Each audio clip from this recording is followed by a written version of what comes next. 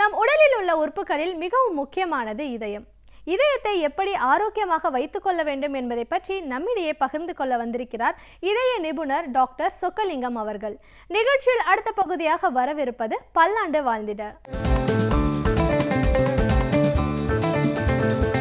அன்பு நேயர்களே, காலை வணக்கம். நான் போன வாரம் சொன்னேன், நம்ம இதயத்தில் எப்படி பார்த்துக்கணும், ஏன் உலக இதய நாள் முக்கியன்றதெல்லாம் கேட்டேன். சொல்லிப்பேன், நீங்கள் நிறைய பேர் தெரிஞ்சுக்கணும்னு நினைக்கிறேன்.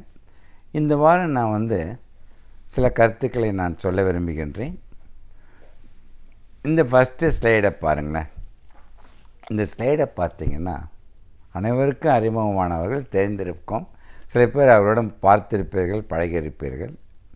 இந்த ஸ்லைடில் பார்க்குற பெரியார், காமராஜ், எம்ஜிஆர், வேதாத்ரி மகரிஷி, இவர்களெலாம் எதுக்கு நான் அந்த படத்தை போட்டேன்னா, இவர்கள் அனைவருக்கும் இந்த டாக்டர் சொக்கலிங்கம் 40 வருடங்களுக்கு முன்பு, 45 வருடங்களுக்கு முன்பு இவர்கள் அனைவருக்கும் நான் மருத்துவராக, இதய நிபுணராக பணிபுரிந்ததே வாழ்க்கையில் பெரிய ஒரு அனுபவம், பாக்கியம் நினைக்கின்றேன்.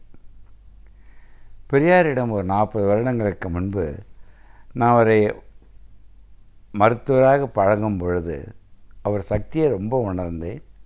அவர் பெரிய ஒரு, நான் என்ன சொல்கிறது, அனைவருக்கும் தெரியும், ஒரு கண்ணோட்டம் உள்ளவர்.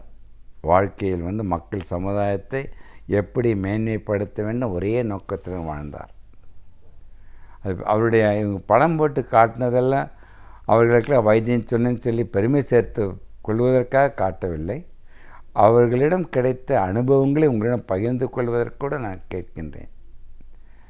பெரியார் ஒரு தடவை சொன்னார் என்னிடம், சொக்கலிங்கம், என்னை ஓய்வு மட்டும் எடுக்க வேண்டும் என்று சொல்லிவிடாதீர்கள், அன்று என் வாழ்க்கை முடிந்துவிடும்.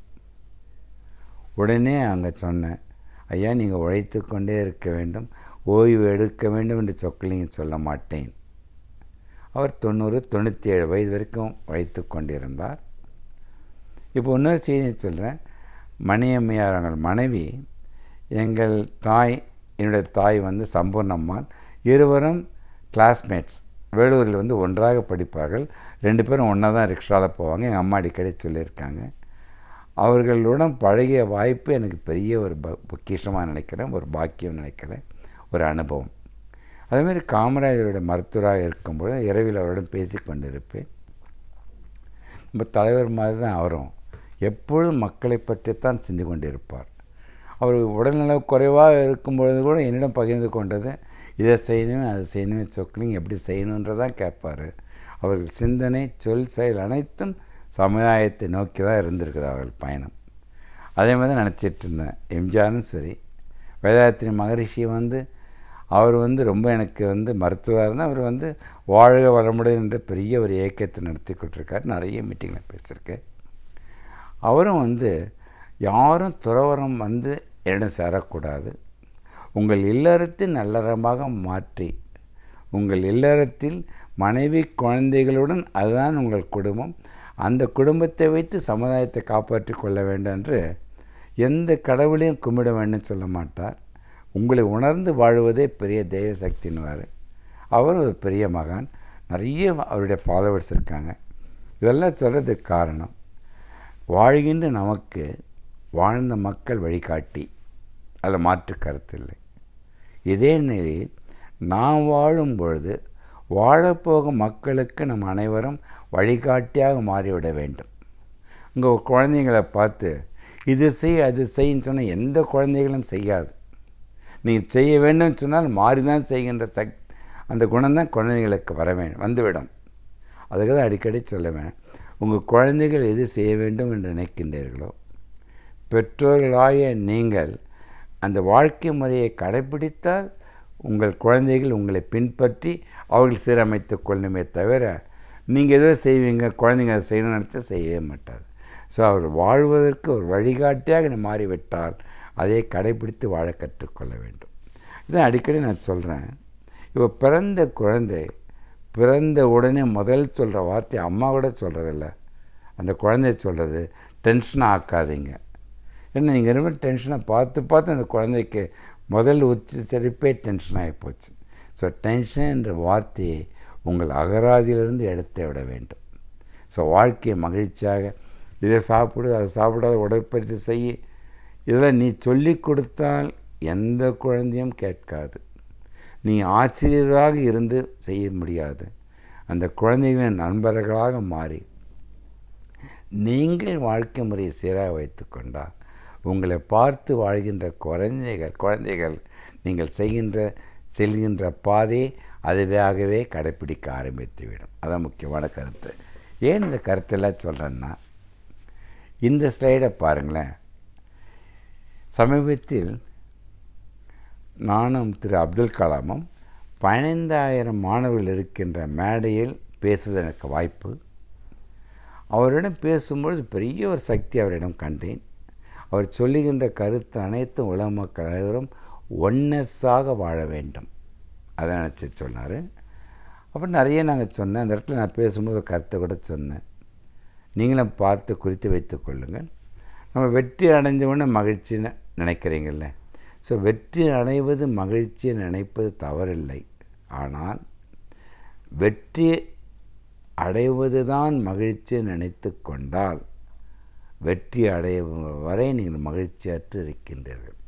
அதற்காக தான் நான் சொல்லி மாற்றி அமைத்தேன். வெற்றி அடைவது மகிழ்ச்சி அல்ல, மகிழ்ச்சியுடன் இருப்பது தான் வெற்றி என்று சொன்னேன். உடனே ஐயா அப்துல் கலாம் அவர் பிஏகிட்ட சொல்லி இதை குறித்து வைத்துக்கொள் சொக்கலிங்கம் சொன்னார் என்று சொல்ல வேண்டும் என்றார். அதற்கு பிறகு அவர் அதே மேடையில் அவர் அருமையாக சொன்னார், வெற்றியும் தற்செயலாக அமையாது, தன் செயலால் மட்டும்தான் அமைய முடியும் என்று கூறினார். உடனே அவர் ஒரு அருமையான கருத்தை அங்கே பகிர்ந்து கொள்கிறேன். நீ பிறக்கும் பொழுது உன்னை எவருக்கும் தெரியாமல் இருக்கலாம், பட் இறக்கும் பொழுது உலக மக்கள் அனைவருக்கும் உன்னை தெரிந்திருக்க வேண்டும். எப்பொழுது உலக சமுதாயத்திற்கு நீ வாழும் பொழுது அப்படி தான் வாழ்ந்தார் அவர் என்று மாற்று கருத்தில் உங்கள் அனைவருக்கும் தெரிஞ்ச ஒரு பெரிய இழப்பு. அவர் இறந்தது. பட் அவர் நம்மிடம் இருப்பாக நினைத்து அவர் விட்டு சென்ற கருத்துக்களை கடைப்பிடித்து வாழ்ந்தால் போதும், அனைவரும் பயனடைய பெரிய ஒரு மகன் நினைக்கின்றேன். அந்த பேச்சு முடித்தவுடன் அவர் சொன்னார், எனக்கு கொடுத்திருக்கின்ற 20 நிமிடத்தில் 5 நிமிடம் உனக்கு கொடுத்திருந்தால் இன்னும் ஸ்டூடெண்ட்ஸ்லாம் பெனிஃபிட் ஆகிருக்குமே சொன்னார். உடனே அதுக்கு மறுப்பு தெரிவித்து, ஐயா இந்த மீட்டிங் மேடையில் வந்ததுக்கே காரணம் உங்கள் பேச்சை கேட்பதற்கு தான் சொக்கலிங்கம் வந்திருக்கின்றேனே தவிர உங்கள் கருத்துக்களை நான் கேட்டு மகிழ்ந்து இது மக்களுக்கு சென்றடைய நான் ஒரு கருவியாக கூட மாற வேண்டும் என்று சொன்னேன். ஏன் இந்த கருத்துக்களை சொல்கின்றேன் என்றால், இவர்கள் அனைவருமே தனக்காக வாழாமல் தன்னை சார்ந்திருக்கின்ற சமுதாயத்திற்காக வாழ்ந்தவர்கள். பெரியாரும் சரி, அனைவரும் சரி, அப்துல் கலாமும் சரி. அவர் ஒரு கருத்தும் சொன்னார், அனைவரும் எரிகின்ற மெழுகுவர்த்தியாக மாற வேண்டும். அது எதற்கு கருத்தை சொல்கின்றேன்? மெழுகுவர்த்தி ஏற்றி வைத்து விட்டால் அது எரிந்து கொண்டே வெளிச்சம் கொடுத்து கொண்டே கொஞ்சம் கொஞ்சமாக கரைந்து அது மறைந்துவிடும். எதற்காக இதை சொல்லுகின்றேன்? உயிருள்ளவரை ஒருவன் உழைக்க வேண்டும். உழைக்கும் பொழுது உன் உயிர் உன்னை விட்டு பிரிய வேண்டும். அந்த பிரிகின்ற உயிர் 100 வருடம் கடந்த சமுதாயத்தை நோக்கி உங்கள் பயணம் இருந்தால் அது தனக்கு மட்டுமல்ல பயன், தன் வீட்டிற்கு மட்டுமல்ல தன்னை சார்ந்திருக்கின்ற சமுதாயத்திற்கும் பயனடை செய்ய வேண்டும். அந்த விதத்தில் வாழ்ந்தவர்கள் தான் நமக்கு வழிகாட்டியாக வாழ்ந்த மக்கள் அனைவரும் என்று நினைக்கிறேன். நாம் வாழ்ந்து கொண்டிருக்கும் இந்த சமூகம் நல்லவற்றையும் தீயவற்றையும் அடக்கியுள்ளது. அவற்றை நாம் எப்படி அணுக வேண்டும் என்று நம்மிடையே பகிர்ந்து கொள்ள வந்திருக்கிறார் மனுஷபுத்திரன் அவர்கள். நிகழ்ச்சியில் அடுத்த பகுதியாக வரவிருப்பது தீதும் நன்றும்.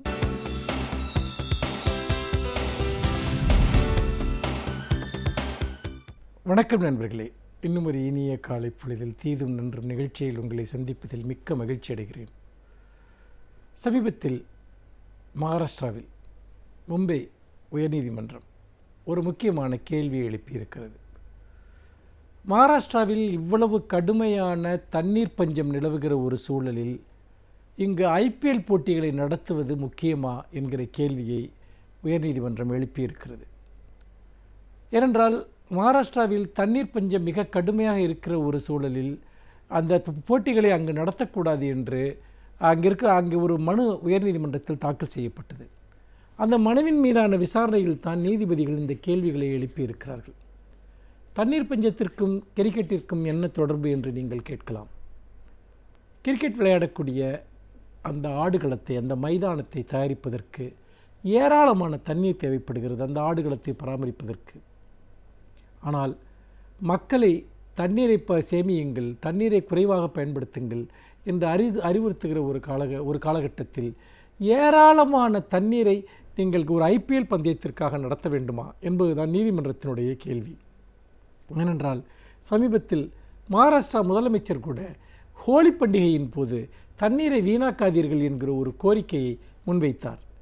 இப்படி தண்ணீர் சிக்கனம், தண்ணீர் பாதுகாப்பு தொடர்பான கோரிக்கைகள் வலுத்து வருகிற ஒரு சூழலில் ஏன் இந்த காலகட்டத்தில் இந்த போட்டிகளை நடத்துகிறீர்கள், அல்லது தண்ணீர் பஞ்சம் அவ்வளவு இல்லாத மாநிலங்களுக்கு இந்த போட்டிகளை நீங்கள் மாற்றினால் என்ன என்கிற கேள்வியையும் நீதிமன்றம் எழுப்பியிருக்கிறது. இது ஒரு அடிப்படையான ஒரு கேள்வி. அதாவது எது முதன்மையான தேவை என்பதை சில சமயங்களில் நாம் சிந்திக்க வேண்டியிருக்கிறது. ஏனென்றால் இன்னொரு நாட்டு ஒரு விளையாட்டு அணி, நாம் ஏற்க முடியாத நாட்டினுடைய ஒரு விளையாட்டு அணி இங்கு வருகிறது என்று சொன்னால் அதை ஏதோ ஒரு அற்ப அரசியல் காரணங்களுக்காக அல்லது ஒரு பகையுணர்ச்சியின் காரணமாக அந்த போட்டிகளை நடத்த விடாமல் நாம் தடுத்து நிறுத்துகிறோம். இங்கே இருக்கக்கூடிய பல அமைப்புகள் அந்த வேலையை செய்கின்றன. ஆனால் மக்களுடைய ஒரு அடிப்படை தேவைகள் சார்ந்து, அதில் இருக்கக்கூடிய ஒரு நியாயம் சார்ந்து அந்த போட்டிகளை வேறு இடங்களுக்கு மாற்றுங்கள் என்று கேட்பதில் என்ன தவறு இருக்க முடியும்? உண்மையில் நீதிமன்றம் எழுப்பியிருப்பது ஒரு நியாயமான ஒரு கேள்வி. அங்கு கிரிக்கெட் போட்டிகளை நடத்தலாமா வேண்டாமா என்கிற கேள்வியை கடந்து இந்த விஷயத்தை நான் இன்னும் வேறு தளத்தில் பார்க்க விரும்புகிறேன்.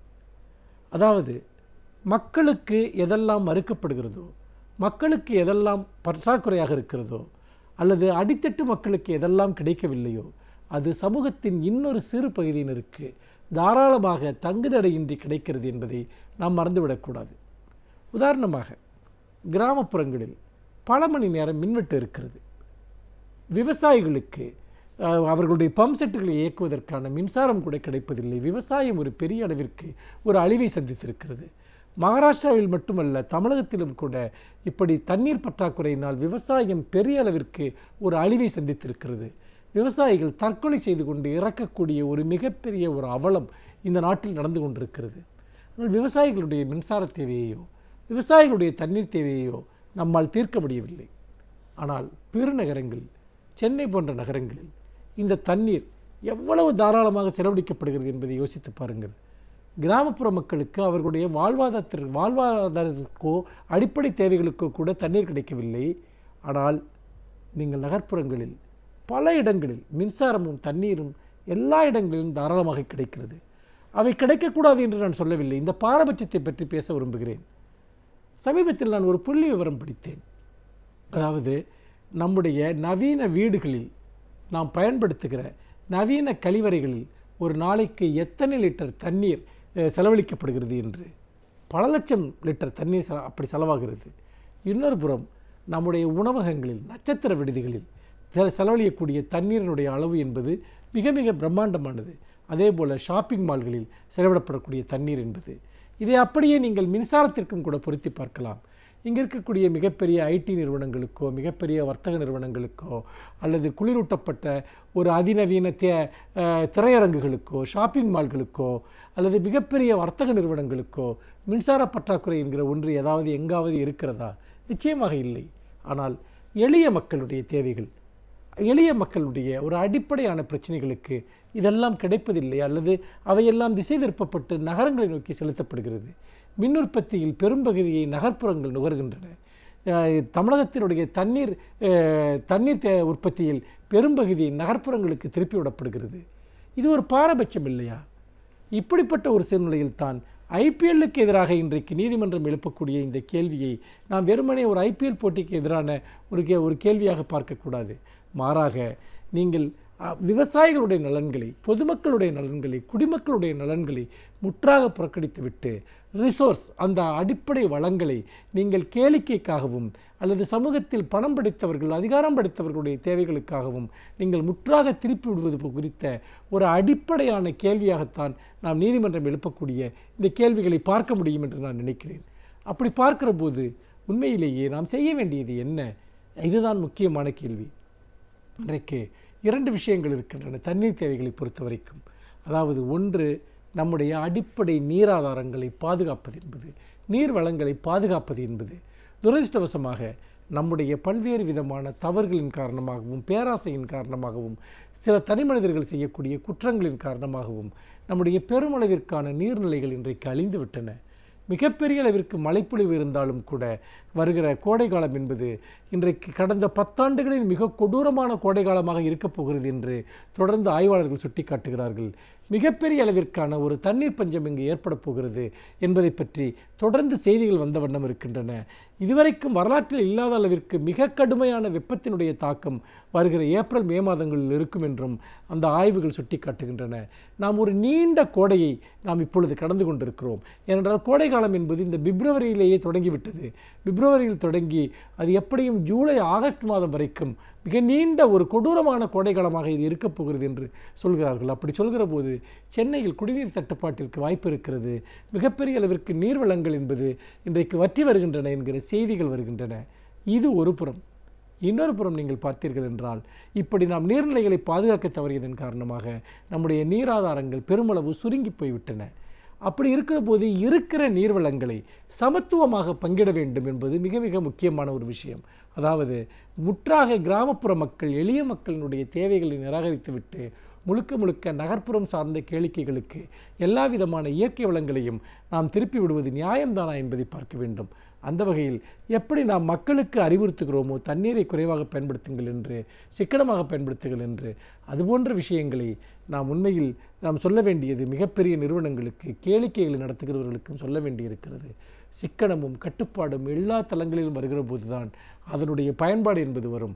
மாறாக மக்களை சிக்கனமாக இருக்க சொல்லிவிட்டு வேறு சில கேளிக்கைகளுக்கு அந்த சிக்கனத்திலிருந்து கிடைக்கக்கூடிய பயன்களை திருப்பி விடுவது என்பது நியாயமற்ற ஒரு செயலாக இருக்கும். அப்படிப்பட்ட செயலை செய்வது என்பது எந்த விதத்திலுமே ஒரு நீதிமிக்க செயலாக இருக்காது. ஆகவேதான் இன்றைக்கு மும்பை உயர்நீதிமன்றம் எழுப்பியிருக்கக்கூடிய இந்த கேள்வியை நாம் பல தளங்களிலும் எழுப்பிக்கொள்ள வேண்டும்.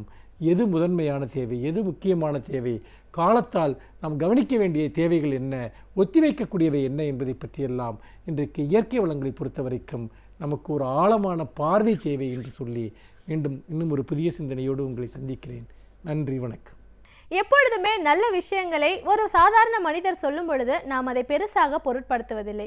இதுவே சாதனை படைத்த சாதனையாளர்கள் நம்மிடையே அவற்றை பகிர்ந்து கொள்ளும் பொழுது அவற்றை கேட்பதற்கு சுவாரஸ்யமாக இருப்பதோடு நம்முடைய வாழ்க்கைக்கும் பயனுள்ளதாக அமைகிறது என்றே நாம் நினைத்துக் கொள்கிறோம். ஆதலால் இப்பகுதியில் நாம் சந்தித்து வரும் ஒவ்வொரு சிறப்பு விருந்தினர்களும் ஒவ்வொரு துறையிலிருந்து பல சாதனைகளை படைத்தவர்களாக இருக்கிறார்கள். இன்றைக்கு எந்த விருந்தினர் என்ன கருத்துக்களை நம்மிடையே பகிர்ந்து கொள்ள வந்திருக்கிறார் என்பதை கவனிக்கலாம். நிகழ்ச்சியில் அடுத்த பகுதியாக வரவிருப்பது சிறப்பு விருந்தினர்.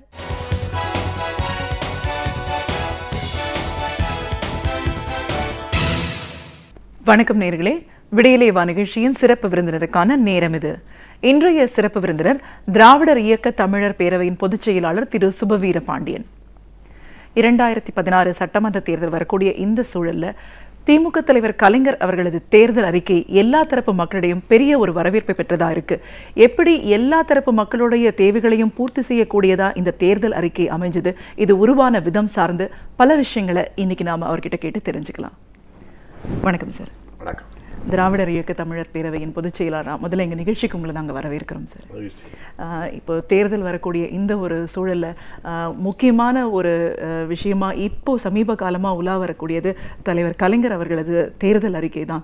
இது கட்சியினருக்கு அப்பாற்பட்டு பொதுமக்களிடத்துலையும் பெரிய ஒரு வரவேற்பு பெற்றதாக இது அமைஞ்சிருக்கு. எல்லா தரப்பு மக்களோட தேவைகளையும் முழுமையாக பூர்த்தி செய்கிற அளவில் இது அமைஞ்சிருக்குன்னு எல்லாருமே ஓரளவுக்கு இதை பாராட்டிட்டு இருக்காங்க.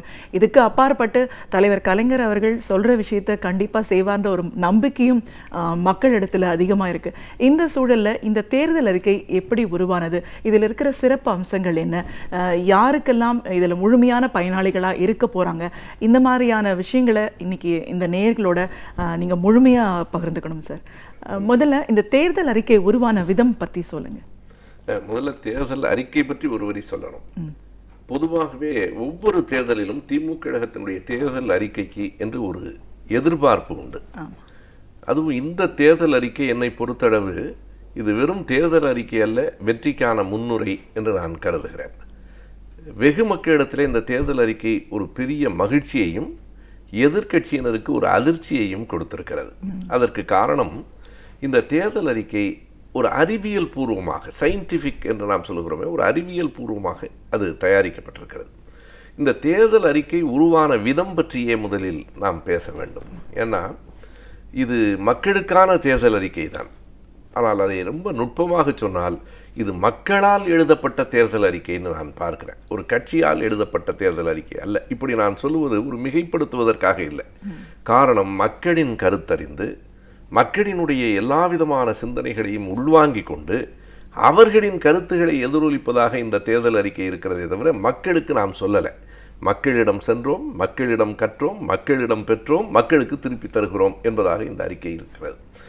ஏறத்தாழ நாடாளுமன்ற அவையினுடைய தலைவராக இருந்த முன்னாள் அமைச்சர் டிஆர் பாலு அவர்களின் தலைமையில் அமைக்கப்பட்ட இந்த குழு ஏறத்தாழ 6 மாத காலம் பணியாற்றி இருக்கிறது. நான் சொல்லுகிற எந்த சொல்லும் கூடுதலானதல்ல. 6 மாத காலம் பணியாற்றி இருக்கிறது. இந்த குழுவில் யாரெல்லாம் இருந்தார்கள் என்றால், இன்றைக்கு நாடாளுமன்ற உறுப்பினராக இருக்கிற கனிமொழி, முன்னாள் நாடாளுமன்ற உறுப்பினர் TKS இளங்கோவன் உள்ளிட்ட டாக்டர் ராமசாமி போன்ற முன்னாள் துணைவேந்தர்கள், கல்வியாளர்கள், சுப்புலட்சுமி ஜெகதீசன் அவர்கள், நம்முடைய துணை பொதுச் செயலாளர்கள் VP துரைசாமி அவர்கள், இப்படி ஒரு குழு இதற்காக பணியாற்றியது. இவர்கள் முதலில் என்ன செய்தார்கள் என்றால், ஒவ்வொரு மாவட்டமாக போய் பல்வேறு தரப்பு மக்களையும் சந்தித்து, இந்த ஆட்சியில் என்ன துயரங்களை நீங்கள் அனுபவித்துக் கொண்டிருக்கிறீர்கள், என்ன மாற்றம் வேண்டும் என்று அவர்களிடம் கேட்டார்கள். அதற்கு அடுத்ததாக தளபதி MK ஸ்டாலின் அவர்கள் நமக்கு நாமே பயணம் நடத்திய போது அது ஒரு வரலாற்று சாதனை. 234 தொகுதிகளுக்கும் நடந்து போய் மக்களை பார்த்த ஒரு தலைவராக, நம்முடைய தலைவரினுடைய வழிகாட்டலில் அவர் அதனை செய்து முடித்த போது நம்புவதற்கே கடினமாக இருக்கிறது. 4.5 லட்சம் மனுக்கள் வந்து சேர்ந்தன. இதுவரையில் ஒரு முதலமைச்சர்களிடம் கூட அவ்வளவு மனுக்கள் வந்திருக்குமான்னு எனக்கு தெரியல. தலைவரையும் தளபதியையும் நம்பி, கழகத்தை நம்பி மக்கள் 4,50,000 மனுக்கள் வந்தன. 4,50,000 மனுக்களும் பரிசீலிக்கப்பட்டன. எனவே அவை எல்லாவற்றிலிருந்தும் எந்த ஒன்றுக்கு மக்கள் கூடுதலாக அழுத்தம் கொடுக்கிறார்கள், எது வேண்டும் என்று கருதுகிறார்கள், எது கூடவே கூடாது என்று நினைக்கிறார்கள் என்று ஆராய்ந்து அவற்றினுடைய சாரத்தை எடுத்து நாம் நினைத்து பார்க்கணும். 4.5 லட்சம் பேரும் ஒரே கருத்தை பலரும் சொல்லியிருந்தால் கூட பல்லாயிரக்கணக்கான கருத்துகள் வந்திருக்கும். அதில் இருந்து ஒரு 100கணக்கானவைகளை முத்துக்களாக சேர்த்து தேர்தல் அறிக்கை ஒரு மாலையாக கட்டி இருக்கிறது. எனவே இந்த அறிக்கை உருவாக்கப்பட்ட விதமே மக்களுக்காக உருவாக்கப்பட்டிருக்கிறது, மக்களாலேயே உருவாக்கப்பட்டிருக்கிறது என்று சொல்லலாம். நிச்சயமா சார். இந்த தேர்தல் அறிக்கையில் சொல்லப்பட்ட விஷயங்களை பற்றி விரிவாக நம்ம பேசுறதுக்கு முன்னாடி இன்னும் ஒரு கூடுதல் விளக்கம் என்னென்னா, ஒவ்வொரு முறை திமுக தலைவர் கலைஞர் அவர்கள் தேர்தல் அறிக்கையை வெளியிடும் போதும் அது ஒரு கதாநாயகனாக இருக்குது, மக்கள் மத்தியில் தேவையான விஷயங்களை மட்டுமே எடுத்துகிட்டு போகிற ஒன்றா இருக்குங்கிறத தாண்டி ஆட்சிக்கு வந்த உடனே அந்த ஆட்சி காலத்தில் எந்த அளவுக்கு முழுமையாக அதை திட்டங்களாக கொண்டு வரணும், நடைமுறைப்படுத்தணும் அப்படிங்கிறதுல முழுமையாக செயல்பட்டுட்டு இருக்கு. அதை மக்களே பார்க்குறாங்க. அதனால தான் இன்றைக்கி சொன்னதை செய்வார் தலைவர் கலைஞர்னு எல்லாருக்கும் ஒரு நம்பிக்கை இருக்குது. இதற்கு முன்னாடி இந்த 5 ஆண்டு கால அதிமுக ஆட்சியில் போன முறை சட்டமன்ற தேர்தல் வரும்போது எந்த அளவுக்கு வாக்குறுதிகள் கொடுத்திருந்தாங்க, அதை எந்த அளவுக்கு நடைமுறைப்படுத்தியிருக்காங்கன்ற ஒரு ஒப்பீடை பற்றி தெரிஞ்சுக்கணும். தலைவர் கலைஞர் சொன்னதை செய்வார் என்கிற நம்பிக்கை ஏன் வருகிறது என்றால், சொன்னதை செய்திருக்கிறார் என்பதால் வருகிறது. நீங்கள் சென்ற முறை நீங்கள் பார்த்தால் அந்த தேர்தல் அறிக்கையில் சொல்லப்பட்டிருக்கிறவைகளில் 100க்கு 100 அல்லது 100க்கு 95% நிறைவேற்றப்பட்டிருக்கிறது என்பது கண்கூடாக பார்த்த உண்மை. பொதுவாக எல்லா கட்சிகளும் தேர்தல் அறிக்கைகள் வெளியிடும், அரசுகள் நிதிநிலை அறிக்கை வெளியிடும். திமுகவை பொறுத்தளவு தேர்தல் அறிக்கை என்பது 5 ஆண்டு காலத்திற்கான நிதிநிலை அறிக்கையாக நான் பார்க்கிறேன். வெறுமன திட்டம் அல்ல. அந்த திட்டத்தை நிறைவேற்றுவதற்கு என்ன பின்புல திட்டங்கள், அதற்கு எப்படி வருவாய் இருக்கிறது என்கிற எல்லாவற்றையும் ஆராய்ந்துதான் அது செய்யப்படுகிறது. எனவே நீங்கள் தலைவர் கலைஞர் அவர்கள் 2006-11 முதலமைச்சராக இருக்கிற போது ஓரிரு நேரங்களில் பார்க்கிற வாய்ப்பு எனக்கு கிடைத்திருக்கிறது. அந்த தேர்தல் அறிக்கையை ஒரு பாடப்புத்தகம் மாதிரி ஐயா கையில் வச்சிருப்பார். இதெல்லாம் முடிஞ்சாச்சு, இது இன்னும் மீதம் இருக்கிறது என்று ஒரு பாடத்திட்டத்தை நிறைவேற்றுகிற ஒரு பேராசிரியர் கல்லூரியில் இத்தனை பாடம் முடிச்சாச்சுங்கிற மாதிரி இத்தனை வாக்குறுதிகளை நிறைவேற்றிட்டோம், இன்னமும் இத்தனை வாக்குறுதிகள் இருக்கிறது என்று அதை வைத்து கொண்டு பின்பற்றுகிற காரணத்தால் தான் மக்கள் நம்புகிறார்கள். அது மட்டுமல்ல, எதிர்மறையில் சொல்லணும்னா இந்த கடந்த 5 ஆண்டுகளில் எந்த தேர்தல் வாக்குறுதியும் நிறைவேற்றப்படவில்லை என்பதை வைத்தும் மக்கள் ஒப்பிட்டு பார்க்கிறார்கள் இயல்பாக. அதாவது தேர்தல் அறிக்கையில் சொன்னதும் நிறைவேற்றப்படலை, தேர்ந்தெடுக்கப்பட்டு சட்டமன்றத்தில் சொன்னதும் நிறைவேற்றப்படலை, சட்டமன்றத்தில் தனியாக 110 விதியில் சொன்னதும் நிறைவேற்றப்படலை. எனவே இரண்டையும் மக்கள் இயல்பாக ஒப்பிட்டு பார்ப்பார்கள். அன்றைக்கு சொன்னவைகளெல்லாம் நிறைவேற்றப்பட்டிருக்கின்றன, சொல்லாதவைகளும் நிறைவேற்றப்பட்டிருக்கின்றன. இன்றைக்கு சொன்னவைகளில் ஒரு 10 விழுக்காடு கூட அந்த உறுதிமொழிகள், தேர்தல் வாக்குறுதிகள் நிறைவேற்றப்படவில்லை என்பதை ஒப்பிட்டு பார்ப்பதற்கும் இது ஒரு வாய்ப்பாக இருக்கு. நிச்சயமா சார். இப்போ இந்த தேர்தல் அறிக்கையை பற்றி நம்ம விரிவாக பேசுவோம். 2016 சட்டமன்ற தேர்தலில் வரக்கூடிய இந்த சூழலில் தலைவர் கலைஞர் அவர்களுடைய தேர்தல் அறிக்கை அப்படின்னு பார்க்கும்போது எந்த மாதிரியான ஒரு சிறப்பம்சங்கள் கொண்டதா இது அமைஞ்சிருக்கு? இந்த தேர்தல் அறிக்கையை அது ஒரு நீண்ட அறிக்கை. அந்த அறிக்கையில் பல்வேறு விதமான திட்டங்கள் அறிவிக்கப்பட்டிருக்கின்றன.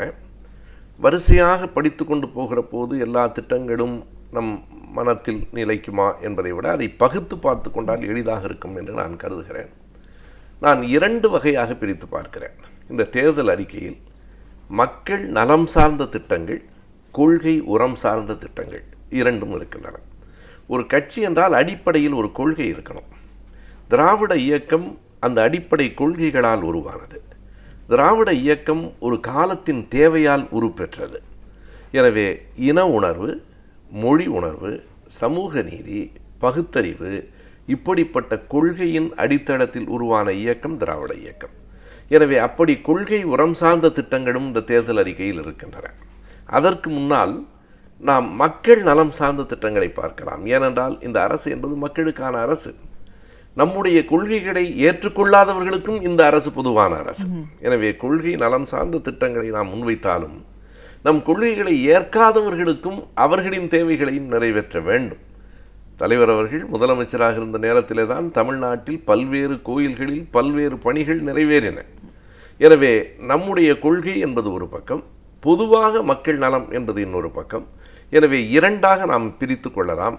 முதலில் மக்கள் நலம் சார்ந்த திட்டங்கள் இந்த தேர்தல் அறிக்கையில் என்னென்ன சொல்லப்பட்டிருக்கின்றன, பிறகு கொள்கை உரம் சார்ந்தும் என்னென்ன செய்திகள் கூறப்பட்டிருக்கின்றன என்று நாம் பிரித்து கொண்டால் இந்த தேர்தல் அறிக்கையை உள்வாங்கிக் கொள்வதற்கு அது மிக எளிதாக இருக்கும் என்று நான் கருதுகிறேன். மக்கள் நலம் சார்ந்த திட்டங்களில் பல்வேறு உட்பிரிவுகளும் கூட இருக்கின்றன என்று நாம் கொள்ளலாம்.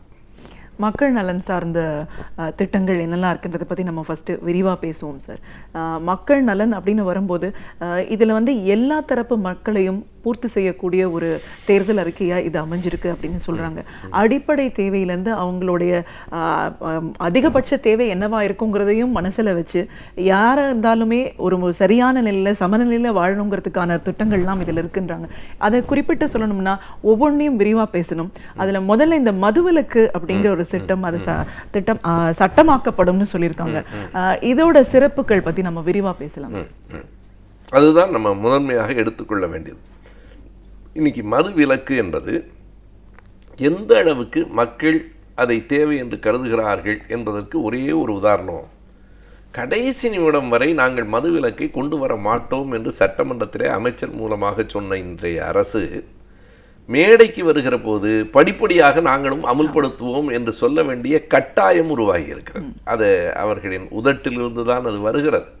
ஆனாலும் அப்படி சொல்ல வேண்டிய கட்டாயத்தை நம்முடைய தேர்தல் அறிக்கையும் உருவாக்கி இருக்கிறது. எல்லா கட்சிகளும் அதை வலியுறுத்தி கொண்டிருக்கிறார்கள். எனவே நான் சொன்னேன், அதாவது மக்கள் நலம் சார்ந்த திட்டங்கள் என்பதை நாம் ஒரு 3ஆக பிரித்து கொண்டு பார்க்கலாம். ஒன்று சமூக நலம், பொருளாதார நலம், அறிவு நலம் என்கிற 3 அடிப்படைகளில் பார்க்கலாம். இதில் இந்த சமூக நலம் என்பதில் முதல் இடத்தில் எது இருக்கிறது என்றால் மதுவிலக்கு தான் இருக்குது. திரும்ப திரும்ப ஒன்றை சொல்லிக் கொண்டிருக்கிறார்கள். தலைவர் கலைஞர் தான் மதுவிலக்கை நீக்கி அந்த மதுவை கொண்டு வந்தவர் என்று சொல்லிக் கொண்டிருக்கிறார்கள். ஒரு உண்மை இருக்கிறது. அன்றைக்கே மிக தெளிவாக, அதுவும் எப்படியெல்லாம் அது சொல்லப்படுகிறதுனா, கொட்டும் மடையில் ராஜாஜி வந்து கேட்டார், கையை பிடிச்சிட்டு கெஞ்சினார். ஏதோ கொட்டும் மடையில் குடை கூட பிடிக்காமல் ராஜாஜி வந்த மாதிரி அது ஒரு மிகைப்படுத்தி, அவர் வந்த நாளில் மழை பெய்தது, அதான் உண்மை. அவர் கேட்டுக்கொண்டார். அவரிடத்திலே அவரை மதித்து தலைவர் கலைஞர் அவர்கள் என்ன சொன்னார் என்றால், இதை நான் நிரந்தரமாக ஒரு நாளும் நாங்கள் வைத்துக்கொள்ள மாட்டோம். இன்றைக்கு இருக்கிற அரசின் பொருளாதார நிலையில் தவிர்க்க இயலாமல் இருக்கிறது. கனத்த மனத்தோடு தான் நான் அதை கொண்டு வருகிறேன். மிக விரைவில் விலக்கிக் கொள்வேன் சொன்னார். சொன்னதை கலைஞர் செய்தார். அவர் ஆட்சியில் கொண்டு வந்தார் என்பதை மட்டும் பேசுகிறார்கள். அவர்தான் அந்த ஆட்சியில் மறுபடியும் மது விலக்கை நடைமுறைப்படுத்தினார் என்பதை யாரும் சொல்லுவதில்லை. பிறகு 1981 எம்ஜிஆரினுடைய ஆட்சி காலத்தில் தான் மீண்டும் கொண்டு வரப்பட்டு இன்றைக்கு வரைக்கும் தொடர்கிறது. எனவே கலைஞர் கொண்டு வந்த அந்த மது என்பது அவருடைய காலத்திலேயே அந்த கடைகள் மூடப்பட்டன, மறுபடியும் எம்ஜிஆரால் திறக்கப்பட்டன. இது ஒன்று. இன்றைக்கு அந்த மதுவினுடைய தீமை எந்த அளவுக்கு போகிறது என்றால், ஒருவன் தன்னுடைய அக்காவினுடைய மகனுக்கு, சின்ன குழந்தைக்கு கூட சாராயத்தை ஊற்றி கொடுக்கிற காட்சிகளையெல்லாம் நாம் பார்க்கிற போது மனம் பதறுகிறது. படிக்கிற பிள்ளைகள், வளர்கிறவர்கள், இவர்கள் எல்லோரும் மதுவுக்கு அடிமையாகிறார்கள். இனி இந்த மது கூடாது என்கிற எண்ணம் வருகிற நேரத்தில் அதை தெளிவாக கலைஞர் தேர்தல் அறிக்கைக்கு முன்பாகவே அதை கூறினார். இன்றைக்கும் தேர்தல் அறிக்கையில் அதை மிகச் சரியாக, அதில் வருகிற வருமானம் என்ன, அதை எப்படி சரி செய்ய முடியும், அதுதான் கலைஞர், அதுதான் திமுக கழகம், எந்த ஒன்றுக்குமான பின்புலம் என்ன, அதை எப்படி செய்ய முடியும் என்கிற எல்லா செய்திகளையும் சொல்லியிருக்கிற அந்த மது விலக்கு திட்டம் என்பதுதான் நான் பார்க்கிறேன் சமூக நல திட்டங்களில் முதல் இடத்தில் இருக்கிறது. ஒரு பெரிய வரவேற்பு மக்களிடத்தில் இருக்கிறது. திமுக கழக ஆட்சி வருமானால் இனி தமிழ்நாட்டில் மது என்பது இருக்காது என்பது ஒரு மிகப்பெரிய மகிழ்ச்சிக்குரிய செய்தியாக அத்தனை பேருக்கும், குறிப்பாக பெண்களுக்கு அது போய் சேர்க்கிறது. அடுத்ததாக சமூக நலத்திட்டத்தில் மிக கவனமாக ஒன்றை தலைவர் கலைஞர் அவர்களின் வழிகாட்டுதலில் அந்த கூடு நமக்கு தந்திருக்கிறது. 10,000 கோடி ரூபாய் செலவில் அத்தனை ஏரிகளும் தூர்வாரப்படும். ஏனென்றால் அண்மையில் வந்த வெள்ளம் இயற்கை பேரிடர் இல்லை, அது செயற்கை பேரிடர் என்று ஒவ்வொரு கூட்டத்திலும் நம்முடைய தளபதி அவர்கள் சொல்லிக் கொண்டிருக்கிறார். செம்பரம்பாக்கம் ஏரியை திறந்து விட்டதால் வந்த வெள்ளம், எல்லா ஏரிகளும் தூர்வாரப்படாததால் வந்த வெள்ளம். எனவே மறுபடி ஒரு துயரம் இனி வராது என்கிற ஒரு உறுதியை கொடுப்பது போலத்தான் இந்த 10,000 கோடி ரூபாய் செலவில் இந்த ஏரிகளை தூர்வாருவது என்பது, அது மக்களிடத்தில் இன்றைக்கி ஒரு பெரிய நம்பிக்கை தருகிற அல்லது ஆறுதல் தருகிற ஒரு திட்டமாக அது இருக்கு. ஏன்னா ஒரு அச்சம் இன்னமும் இருக்கிறது. வெள்ளத்தால் பாதிக்கப்பட்டவர்களுக்கு நெடுநாட்களுக்கு அந்த அச்சம் இருக்கும். இனி நீங்கள் அச்சப்பட தேவையில்லை என்று அந்த திட்டம் சொல்லுகிறது. இது 2. இப்படி நிறைய திட்டங்கள் இருக்கின்றன. குறிப்பாக 1-2 சொல்ல வேண்டும். கையால் மலம் அள்ளுகிற தொழில் உடனடியாக தடை செய்யப்படும் என்று இருக்கிறது. அதாவது நினைத்து பார்க்கவே இழிவாக இருக்கிறது. மனிதர் உணவை மனிதர் பறிக்கும் வழக்கம் இனி உண்டோன்னு பாரதி கேட்டான். மனிதர் கழிவை மனிதர் சுமக்கும் வழக்கம் இந்த தேசத்தில் இப்போதும் இருக்கிறது. எனவே மனிதர்கள் மலத்தை கையால் அள்ளுவது என்பது தடை செய்யப்படும். அதற்கு பிறகு அந்த வரி தேர்தல் அறிக்கையில் இருக்கிற அந்த தொடர் என்னை மிகவும் கவர்ந்தது. அவர்களுக்கு மறு வேலை வாய்ப்பு அளிக்கப்படும்னு சொல்லலை, மறு வாழ்வு அளிக்கப்படும்னு சொல்லியிருக்கிறாங்க. ஏன்னா இது வேலையே இல்லை. அதாவது இந்த வேலைக்கு பதிலாக வேறு, இது வேலையாக இருந்தால்தான் வேற வேலை கொடுக்கலாம். இது வேலை அல்ல, இது இழிவு. மனிதன் இழிவுபடுத்துகிற ஒரு சமூகத்தின் வெளிப்பாடு. எனவே அது மறு வாழ்வு அளிக்கப்படும். அதுபோல துப்புரவு தொழிலாளர்கள், தூய்மை தொழிலாளர்களை பற்றிய செய்தி. வாரத்துக்கு ஒரு நாளாவது விடுமுறை கொடுக்க வேண்டும் தூய்மை தொழிலாளர்களுக்கு. சாக்கடை அள்ளுவதற்கு இயந்திரங்கள் வர வேண்டும். மனிதர்கள் சாக்கடை குழிக்குள் இறங்கக்கூடாது என்பன போன்ற செய்திகளெல்லாம் இந்த தேர்தல் அறிக்கையில் இருக்கின்றன. பெண்களுக்கான பிரசவ கால விடுமுறை இப்போது 6 மாதம் இருக்கிறது, 9 மாதம். வேறொன்றுமல்ல, பெரும்பாலும் நீங்கள் நன்றாக அறிந்திருக்கக்கூடிய செய்தி, குழந்தை பிறந்த பிறகுதான் கூடுதலாக விடுமுறை தேவைப்படும். நான் பார்க்குறோம் இப்போ நடைமுறையில் 9 மாத மகப்பேறு இருக்கிற பெண்கள் கூட வேலைக்கு வந்து தான் போயிட்டுருக்கிறாங்க. 8 மாதம் 9 மாதம் வரைக்கும் வருகிறார்கள். அதற்கு பிறகு அவர்களுக்கு உடல் நலம் கருதியும் குழந்தை நலம் கருதியும் வேணும் 9 மாத விடுமுறை கொடுத்திருக்கிறார் என்பது ஒரு செய்தி. ரொம்ப சாதாரணமாக ஒரு செய்தி சொல்லணும்னா, நானே ஓய்வு பெற்றவன் தான். ஆனால் ஒரு 80 வயதான 85 வயதான ஓய்வு பெற்றவர்கள் ஆண்டுக்கு ஒரு முறை ஒரு வாழ்வு சான்றிதழ்னு ஒன்று கொடுக்கணும், லைஃப் சர்டிஃபிகேட். அதாவது இன்னமும் நாங்கள் உயிரோடு இருக்கோம் அப்படிங்கிறது தான். அந்த சர்டிஃபிகேட் வந்து this is to certify that so and so is still alive, இன்னமும் சாகலையா, இன்னமும் இருக்கிறான் அப்படிங்கிறது தான். அப்போ அந்த சான்றிதழை கொடுப்பதற்கு ஆண்டுக்கு ஒரு முறை வந்து அவர்கள் கையெழுத்து போடுவதற்கு நீங்கள் பார்த்தீங்கன்னா, அதை நான் நேராக பார்த்துருக்கிறேன், ஒரு நீண்ட வரிசையில் வயதானவர்கள் எல்லாரும் நின்றுட்டுருப்பான். அதை கூட கவனத்தில் கொண்டு இனிமேல் இப்படி வந்து அடுத்த ஆண்டுலேருந்து கையெழுத்து போட வேண்டாம், எந்த வங்கியில் அவர்கள் ஓய்வூதியம் பெறுகிறார்களோ அந்த வங்கியிலேயே கையெழுத்து போட்டால் போதும். அது மிக எளியது. நான் ஒரு இடத்துக்கு வந்து வரிசையில் நின்று 3 மணி நேரம் காத்திருந்து 85 வயதான நடமாட முடியாதவர்கள் பெரியவர்கள். எனவே ஒரு சமூக நலம் எவ்வளவு அக்கறையோடு இந்த தேர்தல் அறிக்கையில், இதெல்லாம் ஒரு சின்ன சின்ன செய்தி. நான் ஓய்வூதியம் பெறுகிறேன் என்ன கேட்டால் கூட அப்படி ஒன்று நினைச்சு பார்த்துருக்க மாட்டேன். ஆனால் யாரை நினைத்தென்றால் ஒரு 80-85 வயதானவர்களை நெஞ்சில் வைத்து நீங்கள் வர வேண்டாம், அந்தந்த வங்கியிலேயே கையெழுத்து போட்டால் போதும் என்று சொல்லியிருப்பதிலிருந்து பல செய்திகள். திருநங்கைகளுக்கான ஓய்வூதியம் 1000-லிருந்து 1300 உயர்த்தப்படும். மாற்றுத்திறனாளிகள், 3ஆம் பாலினத்தர் மாற்றுத்திறனாளிகளை பற்றி ஒன்றை கண்டிப்பாக சொல்லணும். தலைவர் கலைஞர் காலத்திலே தான் அவர்களினுடைய பெயர் கூட, அதாவது உடல் ஊனமுற்றவர்கள் என்று சொற்களால் கூட அவர்களை காயப்படுத்தி விடக்கூடாதுன்னு மாற்றுத்திறனாளிகள்னு அழைக்கணும்னு சொன்னவர் தலைவர் தான். மாற்றுத்திறனாளிகளுக்காக ஒரு தனி அமைச்சகம் கண்டு அந்த அமைச்சகத்தை முதலமைச்சராக இருந்த தன் பொறுப்பிலேயே வைத்துக் கொண்டவர் தலைவர் கலைஞர் தான். அந்த மாற்றுத்திறனாளிகளுக்கு செய்திருக்கிற உதவிகள், அவர்கள் ஒரு போராட்டம் நடத்திய போது முதலமைச்சர் நேரில் வந்து அவர்களே எதிர்பார்க்கலை, நேரில் வந்து பார்த்து உங்கள் கோரிக்கைகளை நான் நிறைவேற்றுகிறேன்னு அவர் சொன்னார். இன்றைக்கி மாற்றுத்திறனாளிகள் அடித்து இழுத்து அவர்கள் வேனில் ஏற்றப்பட்டு நீலாங்கரைக்கு பக்கத்தில் இருக்கிற சுடுகாட்டில் கொண்டு போய் விடப்படுகிறார்கள் என்றால் இந்த ஆட்சி எவ்வளவு இரக்கமற்றது, தலைவரின் ஆட்சி எவ்வளவு மனிதநேயம் மிக்கது என்பதற்கான ஒப்பீடாகவும் நான் இதனை பார்க்கிறேன். நிச்சயமா சார். மக்கள் நலன் சார்ந்த திட்டங்கள் அப்படின்னு நம்ம பேசும்போது இந்த தேர்தல் அறிக்கையில் சமூகம் சார்ந்த விஷயங்களை நம்ம பேசியிருக்கோம். இன்னும் பொருளாதாரம் சார்ந்த பல நல்ல விஷயங்கள் இந்த அறிக்கையில் இடம்பெற்றிருக்கு. அது கண்டிப்பாக, அதாவது சமூக நலம் சார்ந்து கூட தொட்டுத்தான் காட்டியிருக்கிறோம். ஏன்னா நமக்கு இருக்கிற நேரத்தில் அவ்வளவுதான் முடியும் என்பதால் தொட்டு காட்டியிருக்கிறோம். இன்னமும் எனக்கு ஒன்றாக நினைவு வருகிறது, நேரம் இல்லை.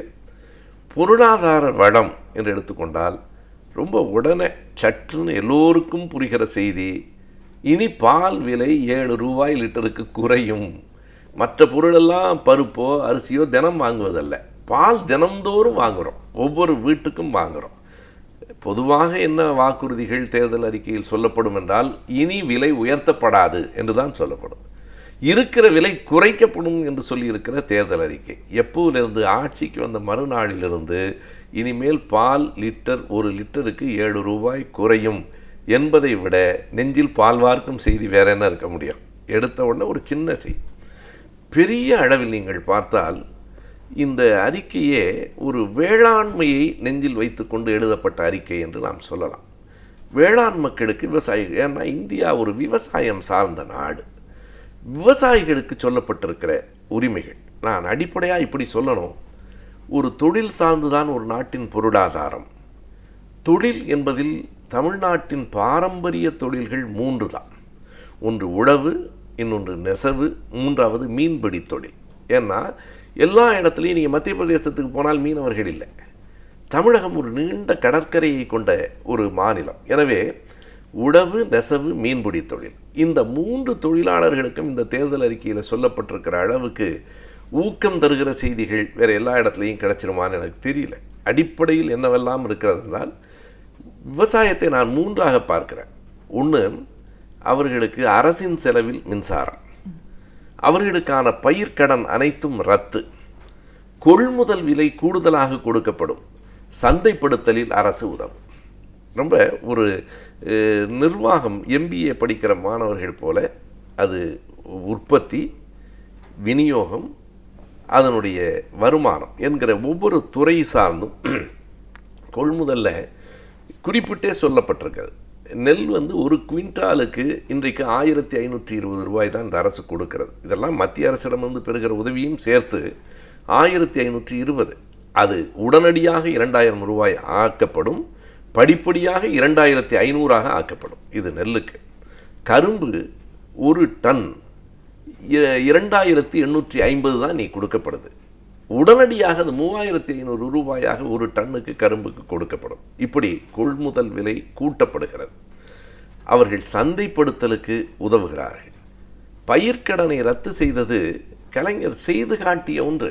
நீங்கள் இன்னொன்றையும் பார்க்கலாம். 2006 தலைவர் வந்தவுடனே 3 கையொப்பங்களைத்தான் முதல்ல போட்டார். கோட்டைக்கு போகிறதுக்கு முன்னாடி 1 கிலோ அரிசி 2 ரூபாய், 2வது விவசாயிகளின் கடன் ரத்து, 3வது சத்துணவு திட்டத்தில் முட்டை.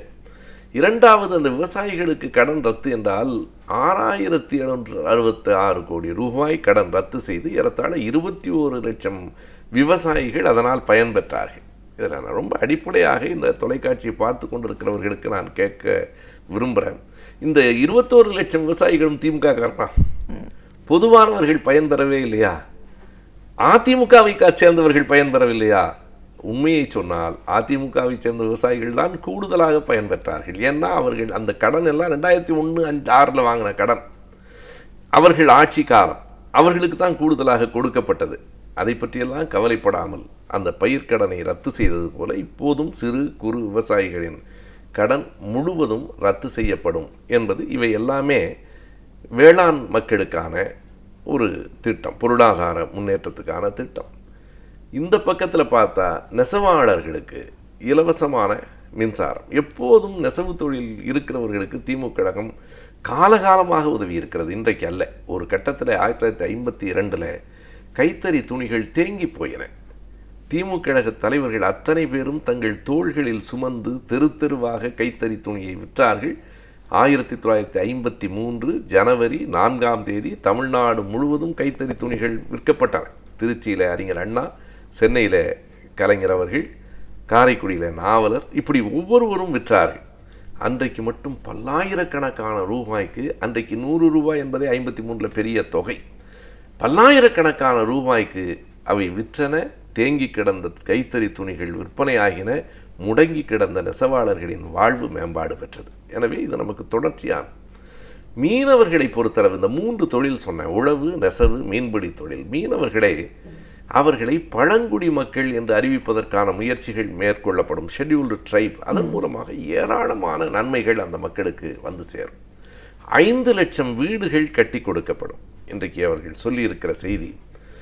2வது, இது எல்லாவற்றையும் தாண்டி இன்றைக்கும் இலங்கை அரசால் அவர்கள் தினந்தோறும் சுடப்படுகிறார்கள். அதற்கு மிக அருமையாக கச்சத்தீவை மீட்கிற உரிமை மட்டுமல்ல, அடிப்படையில் ஒரு செய்தியை, கச்சத்தீவை மீட்டால் மட்டுமே அது சரியாயிடாது. இலங்கைக்கும் இந்தியாவுக்கும் இடையில் இருக்கிற தண்ணீர் என்பது பாரம்பரிய கடல், ஹிஸ்டாரிக் வாட்டர்ஸ். அப்படி பாரம்பரிய நீரில் மீன் பிடிக்கிற உரிமை 2 நாட்டு மீனவர்களுக்கும் உண்டு என்பதுதான் ஐக்கிய நாடுகள் அவையினுடைய சட்டம். அதையும் எடுத்துக்காட்டி அந்த அடிப்படையில் மீன் பிடிக்கிற உரிமையை பெற்றுத்தருவது. எல்லை தாண்ட மாட்டாங்க அப்படின்லாம் சொல்லாமல், எல்லை என்பது இல்லை மீனவர்களுக்கு, மீன் பிடிக்கிற உரிமை 2 நாட்டு மீனவர்களுக்கும் உண்டு என்கிற அந்த உரிமையை நிலைநாட்டுவது என்று இப்படி எல்லா அடிப்படையிலையும் பொருளாதார மேம்பாட்டுக்கு பல்வேறு திட்டங்களை கொண்டிருக்கிறது. நான் இந்த 3 பேருக்கு மட்டும்தான் நான் இதை சொன்னேன். மிக குறிப்பாக சொல்ல வேண்டிய செய்தி, இன்றைக்கு அரசு ஊழியர்கள் அத்தனை பேருக்கும் பெரிய மகிழ்ச்சி தருவது பழைய ஓய்வூதிய திட்டமே வரும் என்பது தான். ஏன்னா இன்றைக்கி நீங்கள் பார்க்கலாம், தொழிற்சங்கங்களில் என்ன சொல்லுவாங்கன்னா, நியூ பென்ஷன் ஸ்கீம்ங்கிறது நோ பென்ஷன் ஸ்கீம்ங்கிறதுக்கு இன்னொரு வார்த்தை. அதுக்கு யாருமே கடைசியாக வீட்டுக்கு ஓய்வூதியமே கொண்டு போக முடியாது. அதில் ஒரு சின்ன குழப்பம் சில செய்தித்தாள்களில் இருக்குது. போக்குவரத்து துறை ஊழியர்களுக்கு மட்டும்தான் இது சொல்லப்பட்டிருக்குன்னு இல்லை. அதாவது போக்குவரத்து துறை ஊழியர்கள் மிக அண்மையிலே அவர்களுக்கு புதிய ஓய்வூதியம் என்று சொன்னதுனால அவர்கள்ட்ட அந்த கொந்தளிப்பு வேண்டாம் என்று அவர்களுக்கு தனியாக சொல்லப்பட்டிருக்கிறதே தவிர, அரசு ஊழியர்கள் அத்தனை பேருக்கும் பழைய ஓய்வூதிய திட்டம் என்பது தெளிவுபடுத்தப்பட்டிருக்கிறது. அது ரொம்ப அடிப்படையான ஒரு செய்தி.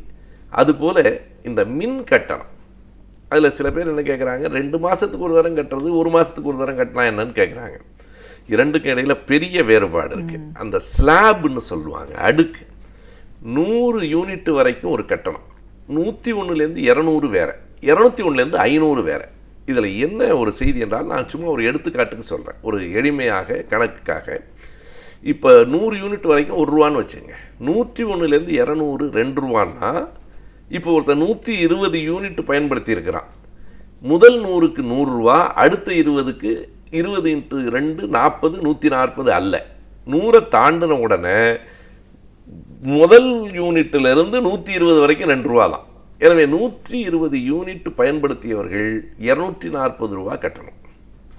இப்போ வந்திருக்கிற இந்த திட்டம் நடைமுறைக்கு வருமானால், இது 2 மாதங்களுக்கு ஒரு முறை 120 யூனிட்டை பயன்படுத்தினால், ஒரு மாதத்தில் 60 யூனிட் தான் சராசரியாக பயன்படுத்துகிறான். அப்போ 60 யூனிட்டுக்கு 60 ரூபா, அடுத்த மாதம் 60 யூனிட்டுக்கு 60 ரூபா, 2 மாதத்துக்கும் சேர்த்து 120 ரூபா தான் கட்டுறான். ஆனால் இப்போ இருக்க திட்டத்தில் 120 யூனிட்டுக்கு 240 ரூபா கட்டணும். சரிபாதியாக குறைகிறது. மின் கட்டணம் 50% குறைகிறது. நீங்கள் வெறும் 120ங்கிறத விட்டுட்டு ஒரு 8000 ரூபா கட்டணும், 16000 ரூபா கட்டணும். ஒரு 1000 ரூபாய் கட்டுகிற நடுத்தர குடும்பங்களுக்கு பொருளாதாரத்தில் ஒரு மிகப்பெரிய, நாம் சொல்லுவோம் இல்லையா, பட்ஜெட் போடுவதுன்னு, பட்ஜெட் போட்டு வாழுகிற நடுத்தர குடும்பங்களுக்கு இந்த தேர்தல் அறிக்கை ஒரு மிகப்பெரிய ஒரு ஊக்கத்தை தருகிற ஒன்றாக இருக்கிறது. இப்படி பொருளாதார நலம் என்கிற திட்டங்களிலேயும் நிறைய ஏராளமாக சொல்லலாம். நிச்சயமா கல்வி அப்படின்னு வரும்போது அனைவருக்கும் முழுமையான கல்வி கிடைக்கும், அதுக்காக சமச்சீர் கல்வி நம்ம முன்னாடியே வலியுறுத்தி சொல்லியிருக்கோம். அப்படின்னாலும் இன்னைக்கு இளைஞர்கள், மாணவர்கள் அவங்களோட மேம்பாடுக்காக நிறைய விஷயங்கள், சலுகைகளை இந்த அறிக்கை மூலமாக அறிவிச்சிருக்காரு இல்லைங்களா? கண்டிப்பாக. அதாவது கல்வி என்பதில் குறிப்பிட்ட ஒரு கவனம் செலுத்தி, எப்படி விவசாயிகளுக்கு பயிர்க்கடன் நீக்கப்படுமோ அதுபோல் கல்விக்காக வாங்கிய கடன் நீக்கப்படும். பெரும்பாலும் கல்விக்கு யார் கடன் வாங்குகிறார்கள்? ஒரு ஏழை மக்கள், நடுத்தட்டு மக்கள். பிள்ளைகளை படிக்க வைக்க வேண்டும். 1000 ஆண்டுகளாக கல்வி மறுக்கப்பட்ட சமூகம் நம்முடைய சமூகம். நம்ம பிள்ளைகளுக்கு நாம் கொடுக்கிற சொத்தே படிப்பு தான் என்று கருதுகிற போது, அதை எப்படியோ கடன் வாங்கியாவது படிக்க வைக்க வேண்டும் என்று நினைத்த பெற்றோர்கள் அந்த கல்வி கடன் கட்டப்பட வேண்டாம் என்பது வெறும் பொருளாதார மாற்றமில்லை, கல்வியில் ஏற்பட்டிருக்கிற முன்னேற்றம். இது ஒன்று. இரண்டாவது, நீங்கள் பார்த்தீங்கன்னா இன்றைக்கி இருக்கிற இளைஞர்கள் எங்கே இருக்கிறான்னா, வீட்டில் இருக்கிறானா, கல்விக்கூடத்தில் இருக்கிறான் இல்லைங்க, அவன் பெரும்பாலும் தொலைபேசியோடு இருக்கிறான். அதில் இருக்கிற அந்த இணையதளத்தில் 10 MB என்று சொல்லுகிற அந்த அளவுக்கு, அந்த மெகாபைட்ஸ் அளவுக்கு அந்த வைஃபை அவர்களுக்கு இலவசமாக கிடைக்கிறது, அந்த கணினி கிடைக்கிறது என்பது இன்றைக்கி இளைஞர்களுக்கான பெரிய ஊக்கம்.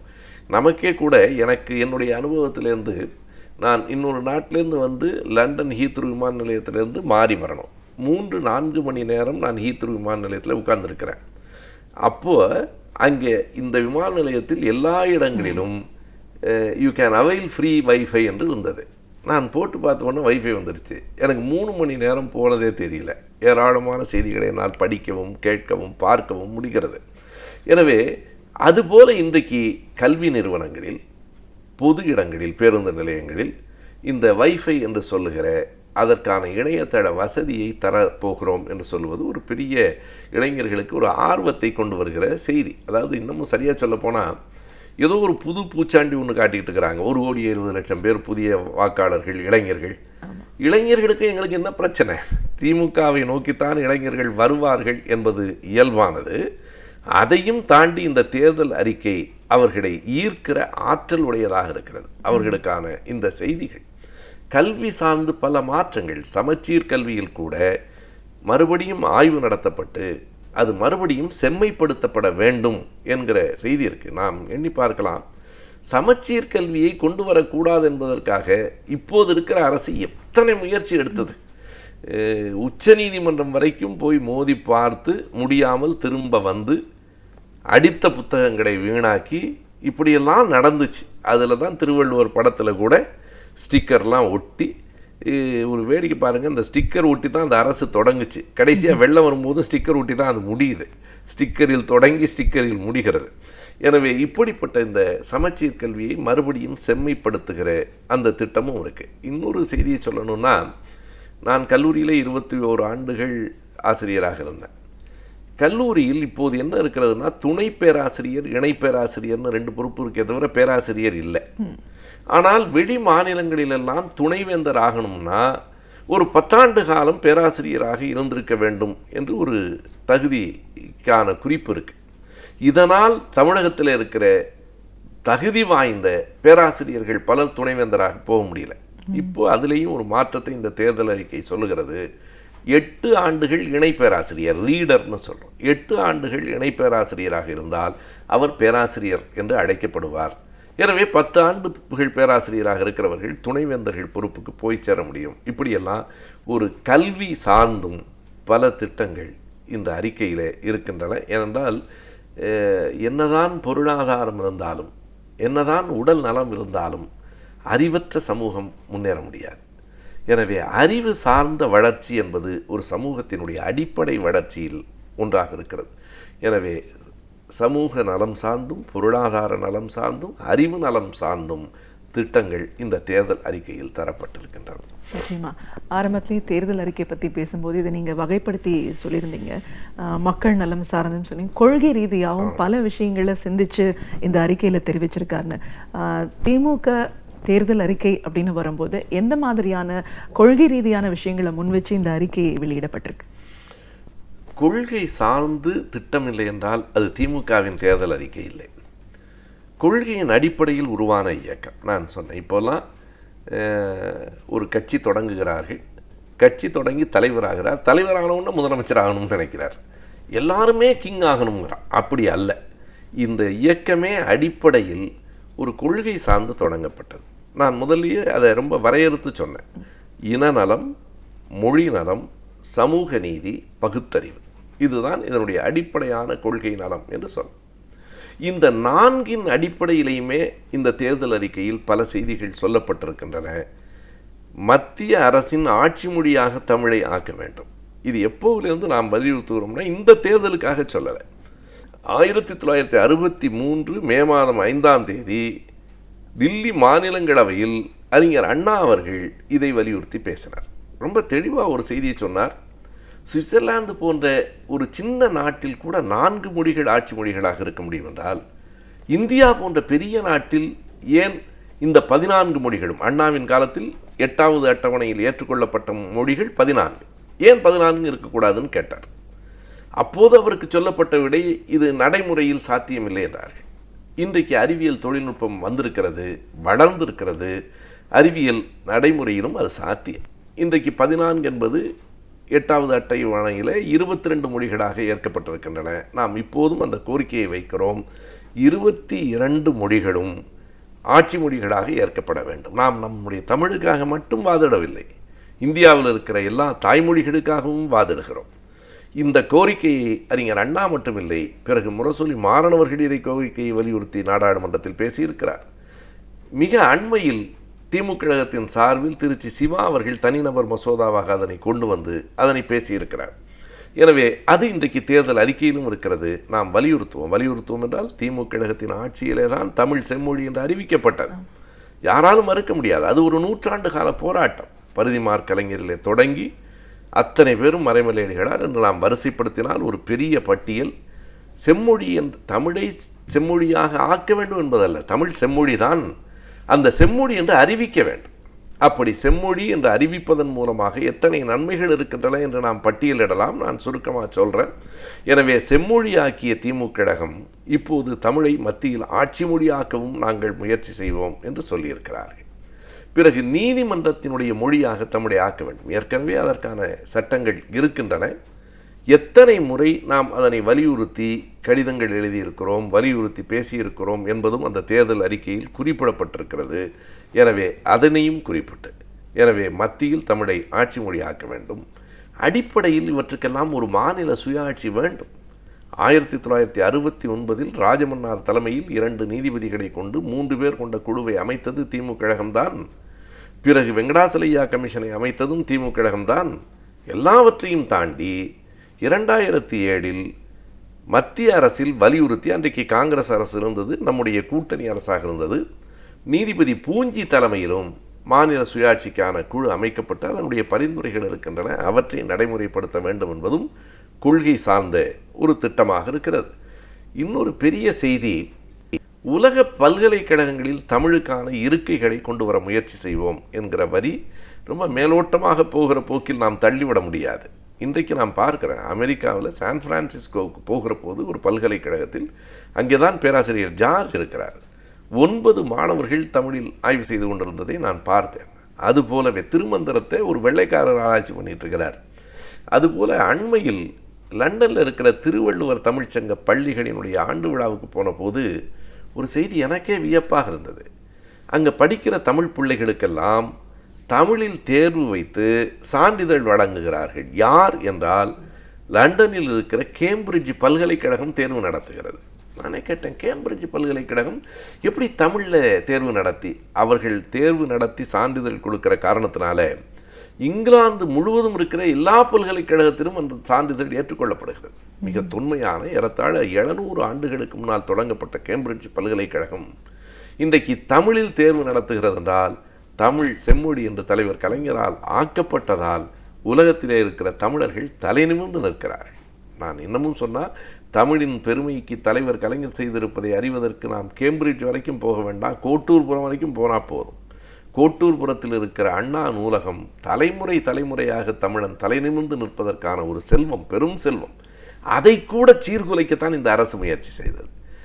எனக்கே நேரடியான அனுபவங்கள். அங்கே கழிப்பறைகள் சரியாக நிர்வகிக்கப்படுவதில்லை. ஒரு நாள் படித்து கொண்டிருக்கிற போது திடீரென்று ஒரு திருமண விழா சத்தங்களெல்லாம் கேட்கிறது. திருமண விழாவுக்கு யாராவது நூலகத்தை வாடகை கொடுப்பானா? அந்த நூலகத்தை எப்படியாவது சிதைத்து விட வேண்டும். இன்றைக்கு இவர்கள் இருக்கிற கோட்டை, அந்த கோட்டையில் பாரதிதாசன் ஆய்வு நூலகத்தை தலைவர் கலைஞர் உருவாக்கியிருந்தார்.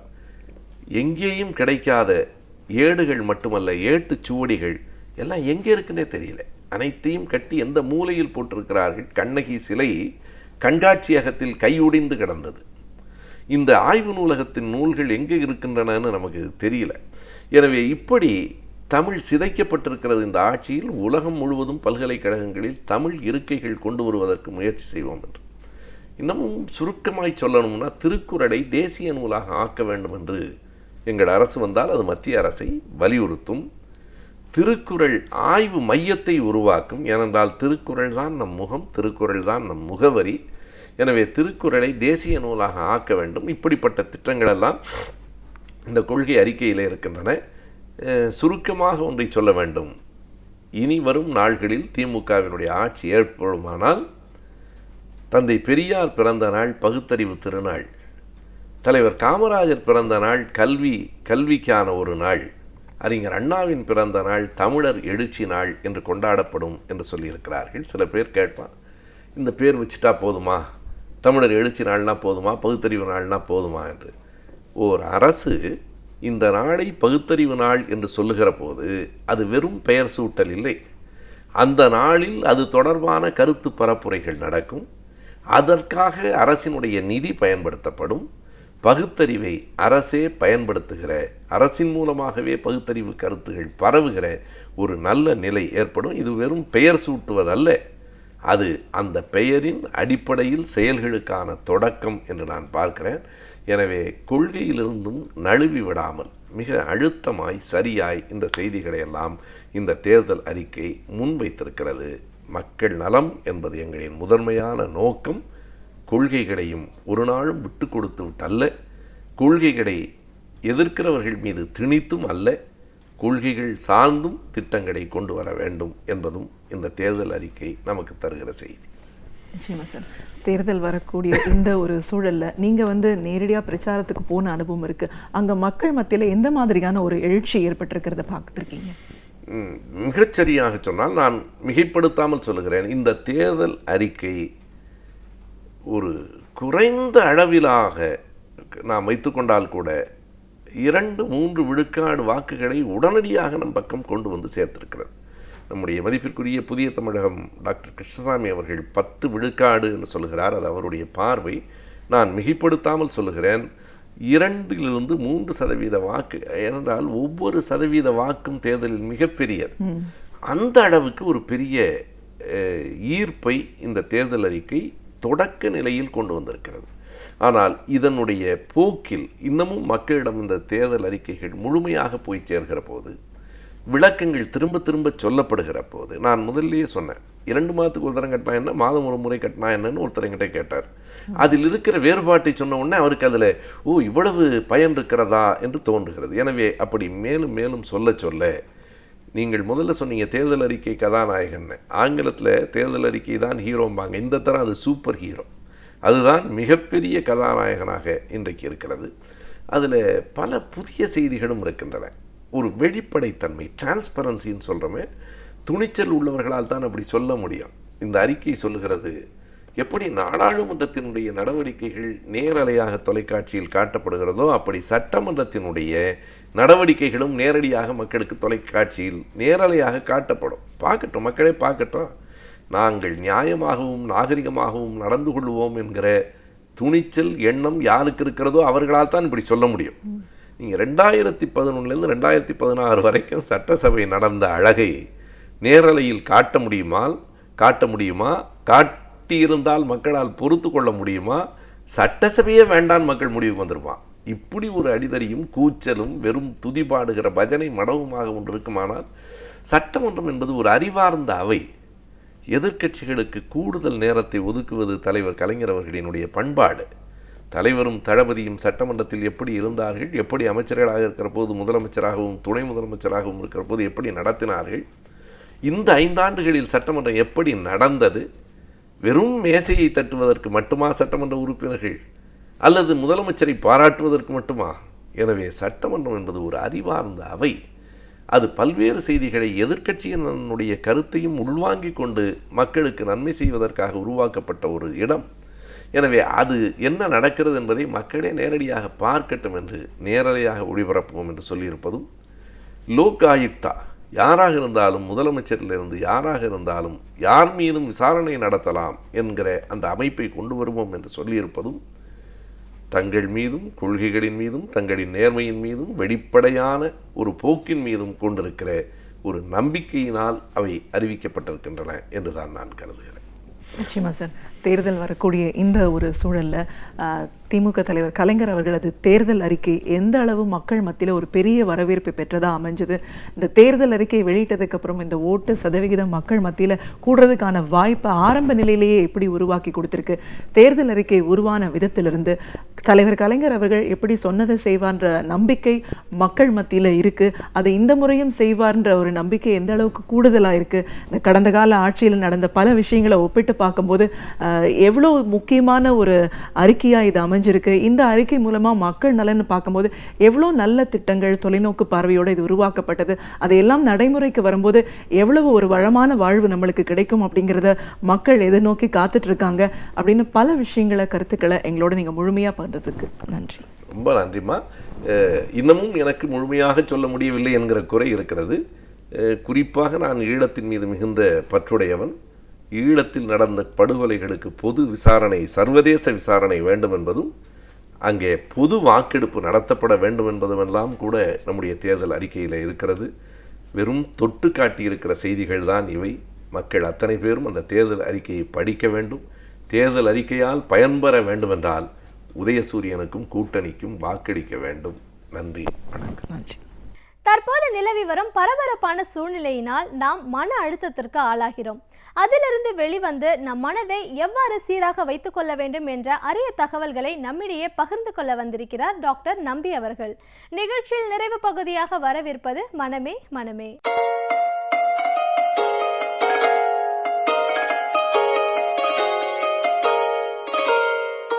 விடியலே வா தொடரில் மனமே மனமே என்கிற பகுதியில் இன்றைக்கு மனிதர்களுடைய அடிப்படை குணநலன் என்று சொல்லப்படுகிற பர்சனாலிட்டி என்பதை பற்றி பார்க்கலாம். பர்சனாலிட்டி என்று சொல்லப்படுவது மிக சகஜமாக மக்களால் பயன்படுத்தக்கூடிய ஒரு சொல்லாக இருக்கிறது. அதனுடைய உண்மையான பொருள் என்பது ஒரு மனிதனுடைய அடிப்படை ஒட்டுமொத்த குணநலன்களே சார்ந்ததாகும். ஒருவருடைய குணநலன்கள், அவனுடைய அன்றாட நடவடிக்கைகள், அவனுடைய நடத்தைகள், இவை எல்லாவற்றையும் சேர்ந்தது தான் ஒரு மனிதனின் குணநலன் அல்லது ஆளுமை என்று சொல்வார்கள், அல்லது குணாதிசயம் என்று சொல்வார்கள். இதைத்தான் பர்சனாலிட்டி என்று சொல்வார்கள். பல நேரங்களிலே சாதாரண மக்கள் பர்சனாலிட்டி என்று சொல்லும் பொழுது ஏதோ 6 அடி உயரம் அமிதாப் பச்சன் போது இருப்பது போன்று நினைத்துக் கொள்கிறார்கள். பர்சனாலிட்டி என்பது உடல் தோற்றத்தால் வருவது மட்டுமல்ல, அதுவும் ஒரு அளவுக்கு பங்கு வகிக்கும்.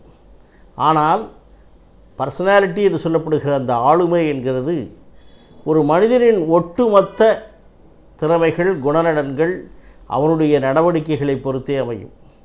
ஒருவனுடைய சிந்திக்கிற ஒரு திறன், அவனுடைய அறிவாற்றல், அவனுடைய உணர்ச்சி வெளிப்பாடுகள், அவனுடைய நினைவாற்றல், கோபதாபங்கள், இவை எல்லாவற்றையும் பொறுத்துத்தான் ஒரு மனிதனுடைய அந்த ஆளுமை அல்லது குணநலன்கள் அமைகிறது.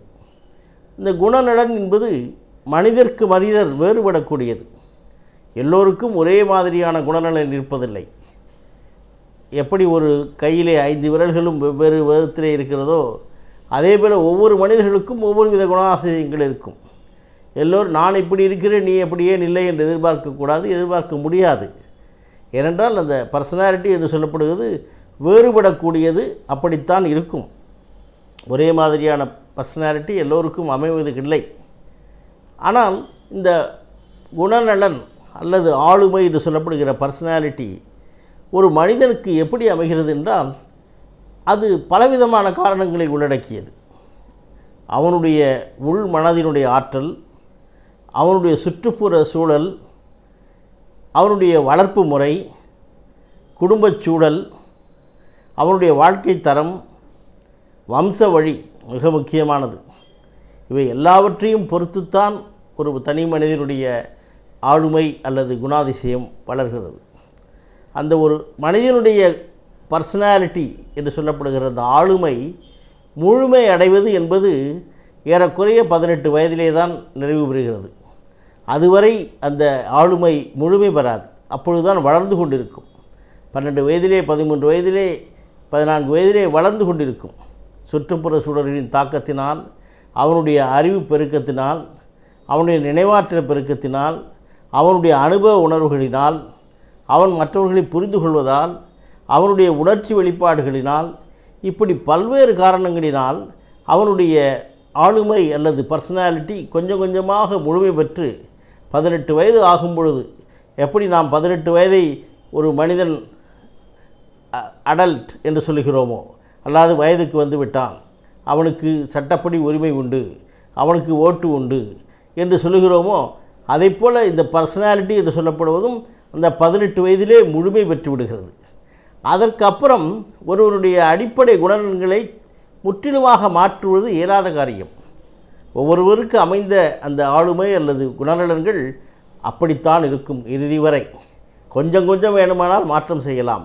அவனுடைய அடிப்படை குணநலனை யாராலும் மாற்ற முடியாது. எப்படி ஒருவன் ஒரு கலகலப்பாக இருக்கிறான், எல்லோருடன் பேசுகிறான், நிறைய பேர் அவருக்கு நண்பர்கள் இருக்கிறார்கள், அவன் எப்பொழுதுமே என்னிடம் சுற்றி ஒரு கூட்டத்தை வைத்து கொண்டிருக்கிறான் என்றால் அவனுடைய பர்சனாலிட்டி, அவனுடைய குணநலன் அப்படித்தான் இருக்கும். இதைத்தான் ஆங்கிலத்தில் எக்ஸ்ட்ராவர்ட் என்று சொல்வார்கள். சோஷியபிள், சமூகத்திலே எல்லோரிடமும் கலகலப்பாக பழகக்கூடியவர், ஒளிமறைவின்றி பேசக்கூடியவர், இப்படிப்பட்டவர்களை எக்ஸ்ட்ராவர்ட் என்று சொல்வார்கள். எக்ஸ்ட்ராவர்ட் என்பது ஒரு பர்சனாலிட்டி, ஒரு வித குணநலன். அதற்கு எதிர்மறையான ஒன்று இன்ட்ராவர்ட் என்று சொல்வார்கள். தனியாக இருப்பது, கூச்ச சுபாவத்தோடு இருப்பது, அதிகம் மற்றவருடைய பேச்சுக்களை வளர்க்காமல் இருப்பது, இல்லை ஏதோ தனக்குத்தானே உலகத்தை விசேஷித்து கொண்டு ஏதோ நடமாடுவது, இப்படிப்பட்ட இன்ட்ராவர்ட் என்று சொல்வார்கள். இது ஒரு முக்கியமான அடிப்படை குணாதிசயங்கள். 2 விதப்படும், இன்ட்ராவர்ட் அல்லது எக்ஸ்ட்ராவர்ட். கூச்ச சுபாவம் மிகுந்து தனியே ஒதுங்கி இருப்பவர்கள் அல்லது சமூகத்திலே கலகலப்பாக இருப்பவர்கள். இது 2 பேரும் வேறுபடும். சில நேரங்களிலே பார்த்தால் மனநல பாதிப்புகள் ஒரு மனிதனுக்கு வரும்பொழுது அவனுடைய அடிப்படை குணநலனை பொறுத்தே அமையும். இந்த மாதிரி இன்ட்ரோவர்ட் என்று சொல்லப்படுகிற கூச்ச சுபாவம் உடையவர்கள், தனக்குள்ளே ஒதுங்கி இருப்பவர்கள், அதிகம் மற்றவரிடம் கலந்துரையாடாதவர்கள், தங்களுடைய எண்ணத்தை பரிமாறிக்கொள்ளாதவர்கள், அதிகம் நட்பு பாராட்டாதவர்கள், இவர்களுக்கெல்லாம் சில விதமான மனநோய்கள் வருவதற்கு வாய்ப்புண்டு. ஒரு காலத்தில் வந்தால், மனநல பாதிப்பு வந்தால், அல்லது ரொம்ப கலகலப்பாக இருப்பவர்கள், எல்லோரிடமும் பழகுபவர்கள், இப்படி இருப்பவர்களுக்கு சில விதமான மனநல பாதிப்புகள் வரலாம். எல்லோருக்கும் வர வேண்டியதில்லை. பின்னாடி ஏதாவது வந்தால் அவர்களுக்கு அவர்களுடைய அடிப்படை குணநலன் என்பது அந்த ஒரு நிறத்தை கொடுத்து விடும். இப்படிப்பட்டவன் கலகலப்பாக இருப்பவர்கள், எல்லோரிடம் பழகுபவர்கள், சந்தோஷமாக இருப்பவர்கள், எப்போதும் 4 பேரிடமே கூட்டத்தோடு இருப்பவர்கள், அப்படிப்பட்டவர்களுக்கு சில விதமான தீவிரமான மனநோய்கள் வருவதில்லை. உதாரணமாக சொல்லப்போனால் ஸ்கிசோஃப்ரினியா என்று சொல்லப்படுகிற மனச்சிதைவு நோய் இவர்களுக்கு பெரும்பாலும் வராது. அது யாருக்கு கூச்ச சுபாவம் இருக்கிறதோ, அதிகம் நட்பு பாராட்டாமல் இருக்கிறார்களோ, அதிகம் பேசாமல் இருக்கிறார்களோ, தனக்குள் தானே இருக்கிறார்களோ, அவர்களுக்கு அதிகம் வருவதற்கு வாய்ப்பு உண்டு. இப்படி ஒவ்வொரு விதமான பிரச்சனைகள் வருவதற்கு அவர்களுடைய அடிப்படை குணநலன்கள் உண்டு. உதாரணமாக எடுத்துக்கொண்டால், ஒரு சிறுவன் இருக்கிறான், வளர்ந்து விடுகிறான், அவனுடைய சுற்றுப்புற சூழ்நிலை சரியில்லை, வறுமை வாட்டுகிறது குடும்பத்திலே, அப்பாவுக்கும் அம்மாவுக்கும் அடிக்கடி தகராறு, குடும்பத்திலே பிரிவு, அல்லது அப்பா குடிகாரராக இருக்கிறார், தினந்தோறும் அம்மாவை குடித்து விட்டு வந்து அடிக்கிற சூழ்நிலையை பார்த்து கொள்கிறார். பக்கத்தில் இருக்கிற சுற்றுச்சூழலில் இருக்கிற சிறுவர்களும் இப்படிப்பட்ட சூழ்நிலையில் இருக்கிறார்கள். இப்படிப்பட்ட சிறுவன் வளரும் பொழுது அவனுக்கு நடத்தை கோளாறுகள் வருவதற்கு வாய்ப்பு இருக்கிறது. கான்டக்ட் டிஸார்டர் என்று சொல்லுவான். பொய் பேசுவான், வேண்டாத வேலைகளில் எல்லாம் ஈடுபடுவான், சமூக விரோத செயல்களிலே ஈடுபடுவான், இப்படிப்பட்ட போதை மருந்து பழக்கத்துக்கு நாடுவான். இப்படிப்பட்ட ஒரு குணநலன்கள் வருவதற்கு வாய்ப்பு உண்டு. கொஞ்சம் கொஞ்சமாக அது அப்படியே போனால் அவன் 18 வயது முடியும் பொழுது, 20 ஆகும் பொழுது அவனுக்கு அவனுடைய பர்சனாலிட்டி என்பது சைக்கோபேத்திக் பர்சனாலிட்டி என்று சொல்லுவார்கள். சோசியோபேத் என்று கூட சொல்லுவார்கள். அதாவது ஆன்டி சோஷியல் பர்சனாலிட்டி டிஸார்டர் என்று சொல்லுவார்கள். சமூக நலக்கேடர்கள் என்று சொல்லலாம். இதையே அழகாக மனோன்மணியத்திலே சுந்தரம்பிள்ளை சொல்லுவார், குணநலக்கேடர்கள் என்று. அவர்களுடைய அடிப்படை குணநலமே கெட்டுப்போய், சீரழிந்து போய், சிதைந்து போய், சமூகத்துக்கு ஒவ்வாத, மற்றவர்களால் விரும்பத்தகாத, சமூக விரோத காரியங்களில் ஈடுபடுகின்ற மனப்பாங்கு சிறுவயது முதலே அவர்களுக்கு வந்துவிடுகிறது. அதற்கு வம்ச வழியும் ஒரு காரணம், சுற்றுப்புற சூழலும் ஒரு காரணம், அவர்களுடைய வாழ்க்கை தரமும் ஒரு காரணம். இவை எல்லாமும் சேர்ந்து அவனை ஒரு வித்தியாசமான, ஒரு சமூகத்துக்கு வேண்டாத அல்லது சமூகத்தால் ஒதுக்கப்படுகின்ற ஒரு மனிதனாக வாழ்கிறான். அவன்தான் குற்றங்கள் அதிகம் புரிவதற்கு வாய்ப்பு இருக்கிறது. இப்படிப்பட்ட பல்வேறு விதமான மனநல பாதிப்புகள் அவனுடைய மன பாங்கினால், அவனுடைய குணாதிசயங்களால் வருவதற்கு வாய்ப்பு இருக்கிறது. ஆக அந்த அடிப்படை குணநலன் என்பது, பர்சனாலிட்டி என்று சொல்லப்படுவது பல்வேறு வகைப்படும். ஃப்ராய்டு என்கிற அந்த சமூக உளவியல் தத்துவ மேதை அவருடைய கூற்றுப்படி பர்சனாலிட்டி என்று சொல்லப்படுகிற இந்த ஆளுமையை பலவிதமான கூறுகளாக பிரிக்கிறார்கள். எல்லோருக்கும் 3 விதமான கூறுகள் உடலிலே இருக்கிறது, மனதிலே இருக்கிறது. அந்த பர்சனாலிட்டி என்பது 3 வகைப்படும். ஈத், ஈகோ, சூப்பர் ஈகோ என்று சொல்லுவார். ஈத் என்பது இன்பத்தை தூக்கிற மனம், எப்போதுமே இன்பம் வேண்டும் இன்பம் வேண்டும் என்று அலைந்து கொண்டிருக்கிற மனம், கெட்ட காரியங்களே செய்ய தூண்டுகிற மனம், வாழ்க்கையிலே இன்பத்தை தவிர வேண்டுமில்லை என்று நினைக்கிற மனம், அது ஈத். இன்னொன்று சூப்பர் ஈகோ, எப்போதும் ஒரு மனசாட்சியின்படி நடக்க வேண்டிய இடம், அங்கே திரும்பாதே, இங்கே பார்க்காதே, நேராக நட, சரியாக இரு என்று சொல்லிக் கொடுக்கின்ற ஒரு மனசாட்சி மனம். இது இரண்டையும் சரிப்பட்டு கொண்டு போகிற மனம்தான் நடைமுறை மனம், தட் இஸ் ஈகோ என்று சொல்லுவார்கள். ஆக எல்லா மனிதர்களுக்குள்ளும் இந்த 3 விதமான மனநிலைகளும் உள்ளது. ஈத் என்று சொல்லப்படுகிற இன்பத்தை தூக்கிற மனமும் இருக்கிறது, சூப்பர் ஈகோ என்று சொல்லப்படுகிற அடக்குகிற மனநலமும் இருக்கிறது. இதை இரண்டையும் சரிசமமாக பாவித்து சாதாரண வாழ்க்கையிலே சாதாரண முறையிலே சரித்து கொள்ளுகின்ற ஈகோவும் இருக்கிறது. இந்த ஈகோ என்று சொல்வது சாதாரண மக்கள் பயன்படுத்துகிற ஈகோவிலிருந்து வேறுபட்டது. ஆக இந்த 3 விதமான கூறுகளும் உடையது தான் ஒவ்வொரு மனிதனுடைய மனமும். இதில் எது அதிகமாக வேலை செய்ய ஆரம்பிக்கிறதோ, சில பேருக்கு ஈத் அதிகமாக வேலை செய்தால் அவர்கள் வித்தியாசமாக கருதுகிறார்கள், வித்தியாசமான செயலிலே ஈடுபடுகிறார்கள். சில பேருக்கு சூப்பர் ஈகோ அதிகமாக வேலை செய்தால் அது வித்தியாசமாக இருக்கிறார்கள். இந்த ஈகோ நடைமுறையில் இருக்கிறால், அந்த நடைமுறை மனத்திலே வாழ்க்கை சென்று கொண்டிருந்தால் அவர்களுக்கு மனநல பாதிப்பு அதிகம் வராது. ஆக ஒரு மனிதனுடைய அடிப்படை குணாதிசயம் அவனுடைய வாழ்க்கை முறையை பாதிக்கும், அவனோடு சேர்ந்துகிற சமூகத்தை பாதிக்கும், அல்லது அவன் மற்றவர்களோடு ஒத்துப்போகின்ற தன்மையை நிர்ணயிக்கும், அல்லது பிற்காலத்தில் ஏதாவது ஒரு காரணங்களினால் அவன் மனநல பாதிப்பு ஏற்பட வேண்டிய சூழ்நிலை வந்தால் அந்த அடிப்படை குணநலன் அதனுடைய நிறத்தை காண்பித்து இந்த மாதிரி பர்சனாலிட்டி உள்ளவனுக்கு இந்த மாதிரி ப்ராப்ளம் தான் வரும் என்கிற ஒரு நிலையை உண்டாக்கும். ஆக மனிதன் எல்லோருக்கும் ஒவ்வொரு விதமான பர்சனாலிட்டி அல்லது ஆளுமை உண்டு அல்லது குணாதிசயம் உண்டு என்பதை நாம் புரிந்து கொள்ளுதல் அவசியம். அவை ஒவ்வொன்றும் வேறு வேறு மாறாக இருக்கலாம். ஆனால் எல்லோரும் ஒரு விதத்திலே இருப்பார்கள். எல்லோருக்கும் ஒரு பர்சனாலிட்டி உண்டு. அதை ஒரு வழியாகப்படுத்துவது இளமை காலத்துண்டே அதை முயற்சிக்க வேண்டும். ஒரு வயதுக்கு மேல் 18 வயதுக்கு மேல் அதை அதிகம் மாற்றக்கூடியது என்பது இயலாத காரியம் என்பதை புரிந்து கொள்ளுதல் வேண்டும்.